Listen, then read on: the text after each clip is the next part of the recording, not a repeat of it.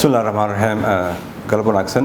waxaa maanta inoo qabsoomay shirkani caadiga ahaa isbuuclaha arimaha amniga oo maanta daadihinayay ra'iisul wasaaraha Jamhuuriyadda Federaalka mudane Maxamed Xuseen Roble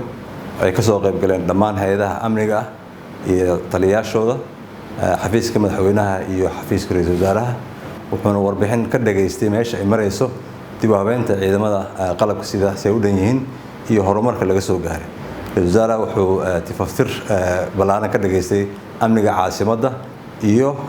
howlgallada ka socda gobolada shabeellada hoose iyo shabeellada dhexe oo ah albaabkii laga soo gali lahaa magaalada caasimadda wasaaraha wuxuu ballan qaaday in uu sii wadi doono si dhowna ugu warqabi doono arrimaha dardargelinta tayeenta ciidamada qalabka sida kuwa xoogga dalka Soomaaliyeed iyo booliiskaba si loo hubiyo amniga wadanka iyo amniga caasimadda wuxuu kaloo si fiican ugu dhiirigeliyay in shaqadii la soo qabtay muddadii xukuumadda madaxweynaha uu ka yahay Maxamed Cabdullaahi Farmaajo in shaqadii la soo qabtay aysan marnaba u hakan karin waqtigan hadda lagu jiro oo wada guurka ah oo doorashada la gali doono ra'iisul wasaarahana uu si dhow kula socon doono arrimaha